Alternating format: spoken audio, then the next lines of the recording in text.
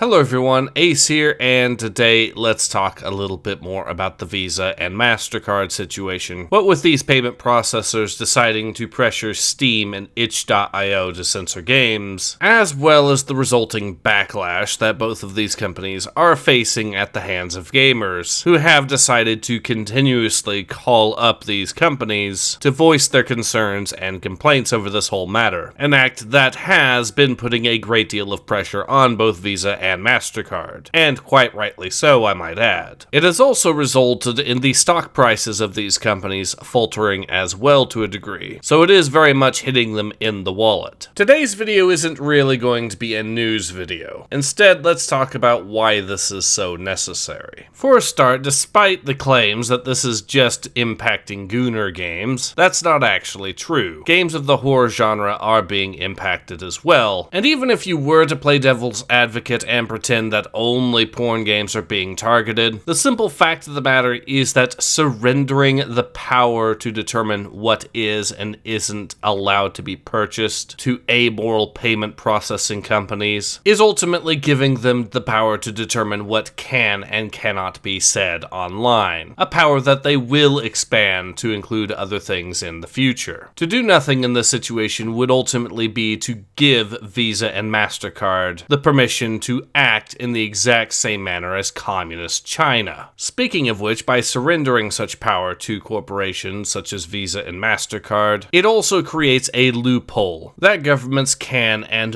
will exploit. A loophole to get around whatever rights that the ordinary citizen has enshrined in law. Take, for example, the Twitter files, which exposed the fact that the US government was collaborating with Twitter prior to Elon Musk's purchase in order to censor Americans online. The fact that the government can and has done this also with payment processors should make it all the more apparent why it is so utterly necessary to oppose the conduct of Visa and Mastercard. It would be with your apathy in which they win, and it would be ultimately with your action in which they lose. So don't forget to call them and continue to gum up their phone lines until they submit to the will of the ordinary person. Because the cost of inaction here is your freedom and your rights.